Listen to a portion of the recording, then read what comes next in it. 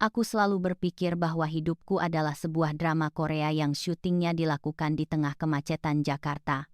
Namaku Melati, putri tunggal dari keluarga pengusaha properti di Menteng, dan pria yang berdiri di hadapanku saat ini, di bawah lampu gantung kristal yang berkilauan ini, adalah Aditya Pangeran S., teman masa kecilku, dan satu-satunya orang yang membuat jantungku berdetak lebih cepat daripada saat dikejar anjing tetangga. Malam ini adalah pesta ulang tahunku yang ke-20.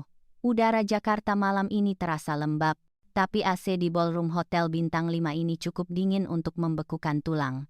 Namun, rasa dingin itu tidak sebanding dengan tatapan Aditya. Dia berdiri di sana, mengenakan setelan jas hitam buatan Italia yang pas di tubuhnya yang tegap. Wajahnya tampan, rahangnya tegas, dan matanya setenang permukaan danau di malam hari. Dia memegang gelas sampanye dengan keanggunan yang membuat para gadis di pesta ini menahan napas. Aku meremas ujung gaun sutra biruku, mencoba mengumpulkan keberanian yang sudah kumpuk-puk selama 10 tahun. Aditya, panggilku, suaraku sedikit bergetar. Dia menoleh, menatapku dengan ekspresi datar yang sudah menjadi ciri khasnya sejak kami masih memakai seragam merah putih. Ada apa, Melati? Ada sesuatu yang ingin kukatakan. Aku menarik napas dalam-dalam, mengabaikan tatapan penasaran dari beberapa tamu di sekitar kami. Selama ini, kita selalu bersama. Kamu selalu ada di sampingku. Dan aku sadar, perasaanku padamu lebih dari sekadar teman. Hening, musik jazz yang dimainkan band di sudut ruangan terasa semakin keras di telingaku. Aku menatap matanya, mencari sedikit saja kehangatan. Aditya, aku menyukaimu. Maukah kamu menjadi pacarku? Waktu seakan berhenti. Aku bisa melihat jakunnya bergerak naik turun. Tangannya yang memegang gelas sampanye menegang hingga buku-buku jarinya memutih. 1 detik, 2 detik, 3 detik, lalu dia membuka mulutnya. Suaranya rendah, dingin, dan tanpa emosi. Melati, kamu mabuk? Tanyanya datar. Air ini tidak mengandung alkohol, kan? Kita tumbuh bersama seperti saudara. Aku tidak pernah memikirkanmu dengan cara seperti itu. Sebaiknya kamu istirahat. Rasanya seperti ada petir yang menyambar tepat di ulu hatiku. Wajahku terasa panas, kontras dengan hatiku yang membeku. Penolakan, di depan umum, dari orang yang kucintai seumur hidupku. Oh, hanya itu yang bisa kucicitkan. Mataku mulai terasa panas.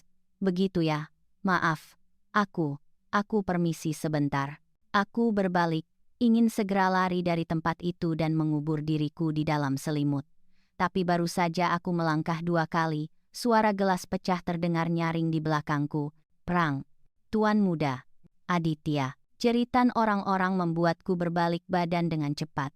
Apa yang kulihat membuat darahku berdesir ngeri. Aditya. Sosok yang selalu berdiri tegak dan tak tergoyahkan itu, kini tergeletak di lantai marmer yang dingin. Wajahnya pucat pasi, matanya terbelalak menatap langit-langit, dan satu tangannya mencengkeram dada kirinya dengan kuat. Aditya. Aku berteriak histeris, melupakan rasa maluku barusan. Aku berlari dan menjatuhkan diri di sampingnya. Tubuhnya kejang-kejang. Panggil ambulans, cepat, teriakku pada kerumunan yang terpaku. Aku menggenggam tangannya. Dingin. Aditya, bangun, jangan bercanda. Kalau ini caramu menolakku, ini sama sekali tidak lucu. Tapi dia tidak menjawab. Bibirnya yang biasanya melontarkan kata-kata sinis kini membiru. Di tengah kekacauan itu, aku melihat tatapannya yang terakhir. Itu bukan tatapan kebencian atau ketidakpedulian. Di dalam matanya yang mulai meredup, aku melihat kebahagiaan. Dan kemudian, dia berhenti bernapas. Di rumah sakit, dokter keluar dengan wajah penuh penyesalan. Kami sudah berusaha semaksimal mungkin, kata dokter itu dengan nada simpatik yang kubenci. Penyebab kematiannya adalah gagal jantung akut. Ini kasus yang sangat langka. Sepertinya Tuan Aditya mengalami lonjakan emosi yang terlalu ekstrem semacam kegembiraan atau kegugupan yang melampaui batas toleransi jantung manusia dalam waktu singkat. Aku terduduk lemas di kursi tunggu koridor rumah sakit. Gagal jantung karena terlalu gembira? Tapi dia baru saja menolakku dengan wajah sedatar tembok. Saat aku menutupi wajahku dengan kedua tangan, menangis tersedu-sedu, tiba-tiba sebuah suara mekanik, seperti suara Google Translate, bergema di kepalaku. Sistem 2553 terhubung, mendeteksi kerusakan fatal pada plot utama. Aku mendongak, tidak ada siapa-siapa di depanku. Halo, tuan rumah melati. Dunia yang Anda tinggali ini sebenarnya adalah sebuah novel romansa. Aditya adalah pemeran utama pria, dan Anda adalah pemeran utama wanita. Namun ada bug fatal pada karakter Aditya. Siapa itu? Bisikku, mengira aku sudah gila karena kesedihan. Sebuah layar biru transparan muncul melayang di depan mataku. Aditya didesain dengan pengaturan tsundere maksimal, dingin di luar, panas di dalam. Sayangnya, pengembang memasukkan terlalu banyak data, cinta mati ke dalam dirinya. Akibatnya, ketika Anda menembaknya, sistem sarafnya tidak kuat menahan ledakan kebahagiaan yang berlebihan, menyebabkan server tubuhnya crash. Singkatnya, dia mati karena terlalu senang Anda menyukainya. Aku melongo. Air mataku berhenti mengalir seketika. Dia mati karena terlalu senang, tapi dia menolakku. Dia bilang kita seperti saudara. Itu mekanisme pertahanan otomatisnya. Mulutnya berkata, tidak, tapi batinnya berteriak, akhirnya. Konflik antara mulut dan hati inilah yang memicu serangan jantung. Rasa sedihku perlahan bercampur dengan rasa ingin tertawa yang histeris. Jadi, cintaku tidak bertepuk sebelah tangan. Pria bodoh itu mati konyol karena terlalu mencintaiku? Sistem menawarkan satu kesempatan. Kembali ke 24 jam yang lalu. Tapi ada syaratnya. Anda harus menjaga detak jantung Aditya tetap stabil. Jangan biarkan dia mati karena kegirangan lagi. Sebagai bantuan, saya akan memberikan fitur Golden Finger, kemampuan membaca pikiran. Aku tidak ragu sedetik pun. Lakukan, bawa aku kembali. Aku akan menyelamatkan si bodoh itu. Cahaya putih menyilaukan menelan seluruh koridor rumah sakit. Kisah ini diterjemahkan oleh kanal Kisah Cinta, Misteri. Mohon like dan subscribe kanal ini untuk mendukung kami. Terima kasih. Nona Melati, bangun. Sudah jam 8 pagi. Suara asisten rumah tanggaku, Bi Ijah, terdengar sayup-sayup. Aku membuka mata dengan sentakan keras. Langit-langit kamarku yang familiar menyambutku. Sinar matahari Jakarta yang terik menembus tirai jendela. Aku langsung meraba dadaku, lalu melihat kalender di ponsel. Tanggal 13 Desember. Hari ini adalah hari pesta ulang tahunku. Aku benar-benar kembali. Aditya, gumamku. Aku harus memastikan dia masih hidup. Aku segera melompat dari tempat tidur, mencuci muka asal-asalan, dan berlari menuruni tangga. Rumah kami dan rumah keluarga Aditya berada di kompleks elit yang sama, hanya terpisah beberapa blok. Tapi belum sempat aku keluar pintu, sebuah mobil sedan hitam mewah sudah berhenti di pekarangan rumahku. Itu mobil Aditya. Jantungku berdegup kencang. Pintu mobil terbuka, dan keluarlah sosok yang semalam kulihat terbujur kaku. Aditya terlihat segar bugar, mengenakan pakaian kasual kemeja polo putih dan celana chino. Wajahnya, seperti biasa, tanpa ekspresi. Dia berjalan mendekatiku yang masih berdiri di ambang pintu dengan piyama bergambar beruang. "Kenapa lari-lari?" tanyanya. Suaranya tenang, sedikit bernada mencela. "Kamu belum mandi?" "Bau. Jika ini kemarin, aku pasti akan merasa minder dan malu setengah mati dikatain bau oleh gebetanku. Tapi sekarang, begitu dia membuka mulut, aku mendengar suara lain. Suara itu terdengar seperti teriakan pria yang sedang naik roller coaster, tapi nadanya adalah suara Aditya. Ya Tuhan, Melati lucu sekali, rambutnya berantakan seperti singa kecil, piyama beruang itu. Ya ampun, aku ingin menyimpannya dalam saku. Kenapa dia bisa seimut ini padahal belum mandi? Tahan, Aditya, tahan, jangan senyum, jangan mimisan. Aku terbelalak. Aku menatap kiri kanan. Tidak ada orang lain selain satpam yang berdiri jauh di pos. Aditya mengernyitkan dahi melihat reaksiku. Kenapa melongo? Kesambet setan. Suara aslinya sangat menyebalkan. Tapi suara di kepalanya berlanjut. Kenapa dia diam saja? Apa aku terlalu kasar? Bodoh Aditya. Kenapa mulutmu ini selalu tidak bisa diajak kompromi? Cepat minta maaf. atau kasih dia sesuatu. Ah iya, martabak. Dengan wajah kaku, Aditya menyodorkan sebuah kotak yang dibawanya. Ini. Kebetulan lewat depan toko martabak pecenongan. Mamaku tidak mau makan, jadi buat kamu saja. Aku menerima kotak itu. Masih hangat. Baunya harum mentega Wisman. Suara batinnya berteriak lagi. Kebetulan apanya? Aku antre 1 jam di sana jam 6 pagi cuma buat beli rasa keju spesial kesukaanmu. Terimalah, tolong terimalah. Kalau kamu makan ini, pipimu akan menggembung saat mengunyah dan itu pasti pemandangan terindah di dunia. Aku menahan tawaku mati-matian. Perutku sakit karena menahan gejolak tawa. Ternyata, di balik wajah sedingin es batu ini, ada mental seorang pemuja rahasia yang fanatik. Terima kasih, Dit, kataku sambil tersenyum manis. Dung, dung, dung. Tiba-tiba, sebuah angka digital berwarna merah muncul melayang di atas kepala Aditya. Detak jantung, 110 BPM. Sistem berbisik di telingaku. Peringatan. Detak jantung target meningkat cepat. Batas aman adalah 160 BPM. Jika menyentuh 180, dia akan mati lagi. Suara batin Aditya, dia tersenyum pada saya. Senyuman itu seperti matahari terbit. Jantungku. Kenapa rasanya seperti mau meledak? Sial, aku butuh oksigen. Wajah Aditya tetap datar, tapi telinganya mulai memerah. Dia berdeham keras. Han, makanlah. Jangan sampai sakit perut sebelum pestamu nanti malam. Aku pergi dulu. Dia berbalik dengan gerakan kaku seperti robot, lalu berjalan cepat hampir setengah berlari kembali ke mobilnya. Aku melihat angka di atas kepalanya melonjak ke 125 BPM. Hati-hati di jalan, Aditya, teriakku. Dia tersandung sedikit sebelum masuk ke mobil. Dia peduli padaku, hari ini adalah hari terbaik dalam hidupku. Jerit batinnya yang terdengar sampai ke teras rumahku meski kaca mobilnya sudah tertutup rapat. Aku memeluk kotak martabak itu sambil menggelengkan kepala. Dasar bodoh, jadi selama ini kamu menyiksa dirimu sendiri seperti ini. Sekarang aku tahu rahasianya, dan permainan baru saja dimulai. Misi utamaku, membuatnya mengakui perasaannya tanpa membunuhnya. Ini akan menjadi tantangan yang menarik. Kisah ini diterjemahkan oleh kanal Kisah Cinta, Misteri. Mohon like dan subscribe kanal ini untuk mendukung kami. Terima kasih. Siang harinya, aku harus pergi ke kampus sebentar untuk mengurus administrasi sebelum cuti persiapan pesta. Aditya, tentu saja, kebetulan memiliki urusan di kampus yang sama. Universitas Indonesia, tempat kami kuliah, cukup ramai hari ini.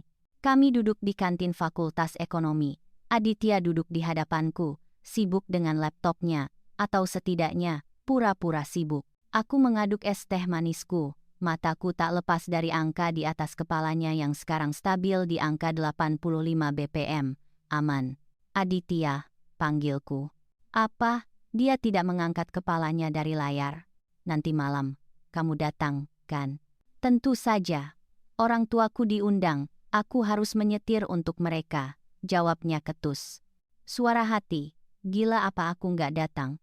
Aku sudah menyiapkan kado ini sejak 6 bulan lalu. Kalung berlian yang desainnya ku buat sendiri khusus untukmu. Aku bahkan sudah menyetrika jas 3 kali supaya terlihat sempurna di depanmu. Aku tersenyum miring. 6 bulan lalu? Wow. Aku memutuskan untuk sedikit menguji ketahanan jantungnya. Sistem bilang aku harus membuatnya terbiasa dengan rangsangan romantis agar ambang batas jantungnya naik. Ini demi kesehatan dia juga, kan? Aku menggeser kursiku mendekat ke mejanya. Aditya, ada noda di pipimu. Dia mendongak, bingung. Mana? Dia mengusap pipi kirinya. Bukan. Yang sebelah sini. Aku mengulurkan tangan, menyentuh sudut bibirnya dengan ibu jariku. Kulitnya terasa hangat. Zing. Angka di kepalanya melonjak dari 85 langsung ke 140 BPM. Aditya membeku. Matanya sedikit melebar. Napasnya tertahan. Suara hati, tangannya. Tangan melati menyentuh wajahku. Lembut sekali. Wangian body stroberi. Apa ini mimpi? Kalau ini mimpi, jangan bangunkan aku. Tapi tunggu, apa wajahku berminyak? Apa pori-poriku terlihat besar dari jarak sekat ini? Gawat. Aku lupa pakai pelembab tadi pagi. Nah, sudah hilang, kataku sambil menarik tanganku perlahan. Sengaja membuat gerakannya lambat. Aditya langsung memalingkan wajah, menutup laptopnya dengan keras. Jangan sentuh sembarangan, katanya tergagap. Telinganya merah padam, kontras sekali dengan nada suaranya yang berusaha galak. Kenapa? Kamu nggak suka? Tanyaku dengan nada manja yang dibuat-buat. Dia berdiri mendadak, kursinya berdecit keras menarik perhatian seisi kantin. Aku mau ke toilet. Saat dia hendak kabur, seorang gadis cantik dari jurusan manajemen, kalau tidak salah namanya Siska, menghalangi jalannya. Siska adalah primadona kampus yang terkenal suka mengejar Aditya. Hai, Aditya. Sapa Siska dengan suara mendayu, mengibaskan rambut panjangnya. Nanti malam kamu datang ke pesta melati. Boleh aku nebeng? Mobilku masuk bengkel nih. Aditya berhenti. Wajahnya kembali ke mode tembok besar Cina. Naik taksi online. Jawab Aditya singkat. Lalu mencoba melangkah pergi. Siska tidak menyerah. Dia memegang lengan Aditya. Ih, kok gitu sih? Sekali-sekali dong antar teman. Aku melihat angka di atas kepala Aditya berubah menjadi warna oranye. Tanda iritasi. Tapi yang lebih menarik adalah suara batinnya yang penuh dengan racun. Suara hati, lepaskan. Lepaskan tanganmu, wanita asing. Jas ini baru di laundry khusus untuk bertemu Melati. Jangan kotori dengan parfum murahanmu. Dan apa maksudmu nebeng? Kursi penumpang di sebelahku itu tahta suci milik Melati. Bahkan Ratu Inggris pun tidak boleh duduk di sana. Apalagi kamu. Minggir atau ku keluarkan aura pembunuhku. Aku hampir menyemburkan es tehku. Ya ampun, mulut batinnya pedas sekali. Aditya menepis tangan Siska pelan tapi tegas. Maaf, aku tidak suka satu mobil dengan orang asing, dan kursi sebelahku sudah ada yang punya. Siska ternganga, malu setengah mati. Aditya melirik ke arahku sekilas, lalu bergegas pergi ke toilet. Suara hati. Bagus Aditya, penolakan yang tegas. Melati, pasti melihat itu kan? Dia pasti sadar kalau aku pria setia yang menjaga integritas. Lihat aku, Melati. Aku menjaga kesucian kursi mobilku hanya untukmu. Aku tertawa kecil sambil menatap punggungnya yang menjauh. Angka di atas kepalanya perlahan turun ke 130 bpm. Siska menatapku dengan tatapan iri dan kesal. Apa yang kamu tertawakan, Melati? Aku mengangkat bahu, menghabiskan sisa minumanku. Hanya menertawakan fakta bahwa kadang orang yang paling dingin di luar adalah yang paling berisik di dalam. Hah? Maksudnya? Nggak apa-apa. Aku berdiri, merapikan tasku. Malam ini, skenarionya akan berubah. Aku tidak akan membiarkan dia mati konyol lagi. Tapi aku juga tidak akan membiarkan dia lolos begitu saja. Sistem di kepalaku berbunyi. Misi sampingan terbuka. Buat Aditya cemburu untuk meningkatkan toleransi jantungnya. Target, Dimas akan tiba di pesta pukul 19.00. Dimas, sepupu Aditya yang playboy itu. Sempurna. Aku tersenyum licik. Tunggu saja nanti malam, Tuan Muda Aditya. Kita lihat seberapa kuat jantungmu menghadapi sedikit kompetisi. Kisah ini diterjemahkan oleh kanal Kisah Cinta Misteri. Mohon like dan subscribe kanal ini untuk mendukung kami. Terima kasih. Pukul 19.00 tepat. Ballroom Hotel sudah dipenuhi oleh Sosialita Jakarta, rekan bisnis papa, dan teman-teman kuliahku. Aku berdiri di dekat meja prasmanan, mengenakan gaun biru malam yang membuatku merasa seperti Cinderella. Bedanya, Cinderella tidak bisa membaca pikiran pangerannya. Aditya berdiri tidak jauh dariku, mengobrol dengan beberapa bapak-bapak investor. Wajahnya serius, mengangguk sesekali. Sangat profesional, sangat berwibawa, tapi suara di kepalanya sedang berkaraoke. Suara hati Aditya, kenapa pria tua di depan saya ini tidak berhenti bicara tentang saham batubara? Saya ingin ke sana, saya ingin memuji gaun Melati, lihat bahunya itu. Saya ingin menutupinya dengan jas saya, supaya tidak ada pria lain yang lihat. Sabar, Aditya, tahan, jangan jadi psikopat. Aku terkikik pelan sambil meminum sirup. Angka di atas kepalanya stabil di 95 bpm, masih aman. Tiba-tiba, pintu ballroom terbuka lebar. Suara tawa yang renyah dan penuh percaya diri terdengar. Halo, Jakarta. Wah, sepupuku yang manis sedang ulang tahun ya? Dimas. Dia datang. Mengenakan setelan jas merah marun yang mencolok dan rambut yang ditata agak berantakan ala bad boy, Dimas langsung menjadi pusat perhatian. Dia berjalan lurus ke arahku, mengabaikan tatapan memuja para gadis. "Selamat ulang tahun Melati sayang," kata Dimas sambil merentangkan tangannya, siap memelukku. Aku belum sempat bereaksi ketika tiba-tiba sebuah tangan kekar menarik lenganku ke belakang. Tubuhku menabrak dada bidang yang keras dan wangi sandalwood. Aditya. Dia sudah berdiri di depanku, menjadi tameng hidup antara aku dan Dimas. "Jaga jarak, Dimas," desis Aditya dingin.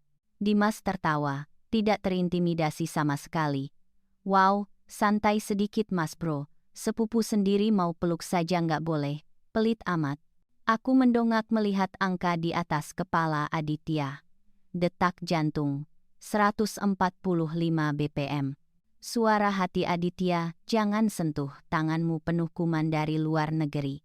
Jangan koba-koba peluk istri masa depanku.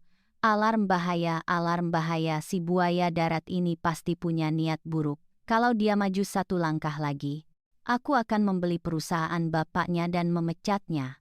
Sistem berbunyi, peringatan, tingkat kecemburuan mendeteksi lonjakan adrenalin. Bagus, ini melatih otot jantungnya. Aku menyelinap dari balik punggung Aditya dan tersenyum pada Dimas. "Hai Kak Dimas, lama tidak bertemu. Terima kasih sudah datang." Dimas mengedipkan sebelah matanya. "Untukmu, aku pasti datang. Omong-omong, kamu makin cantik.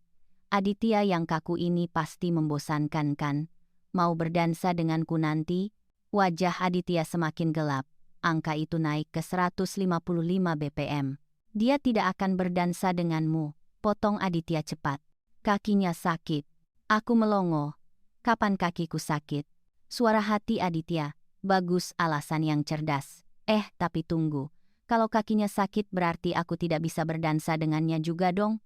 Bodoh, Aditya bodoh. Kau menghancurkan rencanamu sendiri. Aku menahan tawa melihat wajahnya yang tetap datar, tapi matanya menyiratkan kepanikan luar biasa. "Enggak kok, kakiku baik-baik saja," koreksiku sambil menatap Aditya jahil. "Aku bisa berdansa."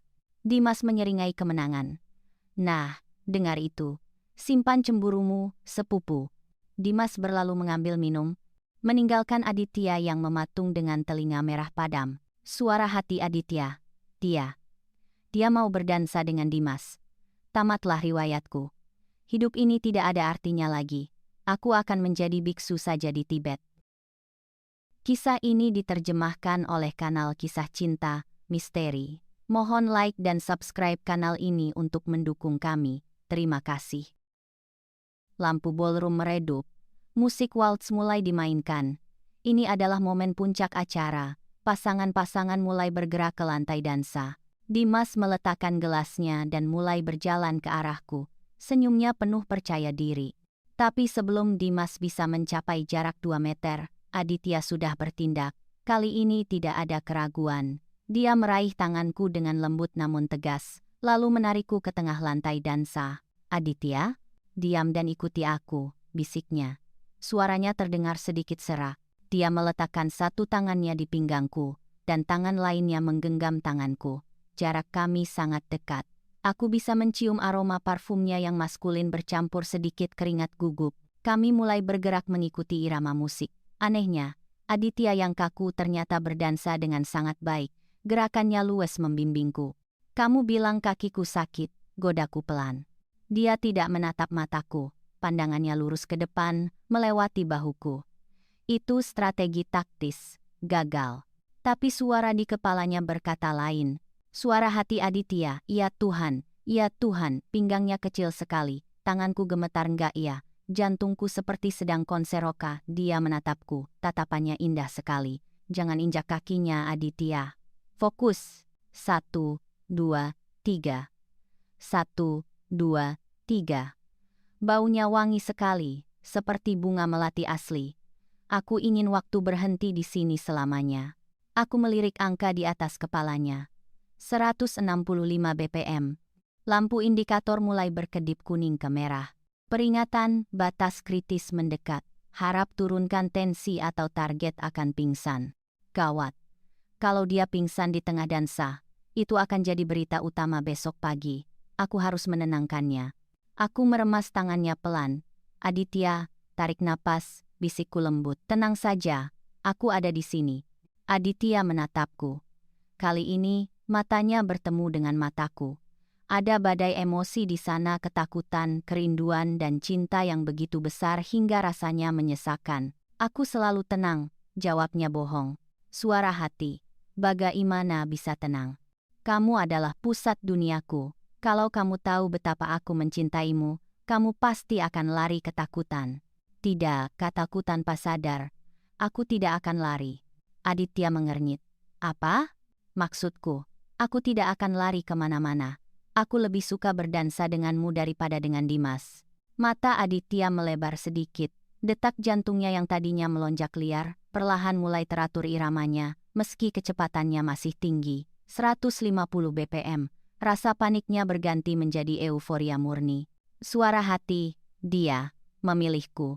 Dia lebih suka bersamaku. Menang, aku menang telak. Dimas, makan tuh debu, melati milikku. Hahaha, aku ingin sujud syukur sekarang juga. Tiba-tiba, musik berhenti berganti menjadi tempo yang lebih cepat. Dimas, yang tidak mau kalah, tiba-tiba muncul di samping kami dan menepuk bahu Aditya. Gantian dong bro, jangan serakah, kata Dimas sambil mencoba meraih tanganku. Waktu seakan melambat. Aku melihat emosi di mata Aditya berubah dari bahagia menjadi murka dalam sepersekian detik.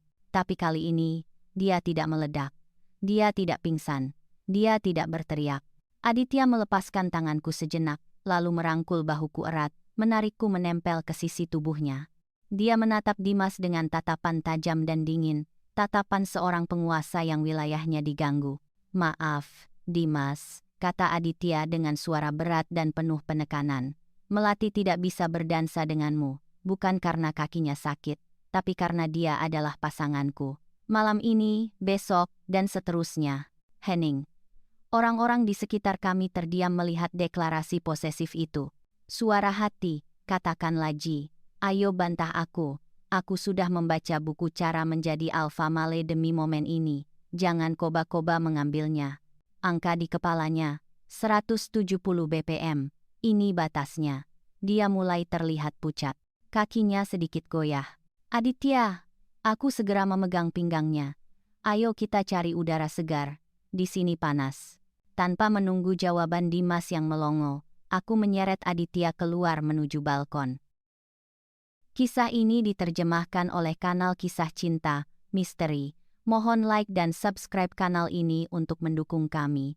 Terima kasih.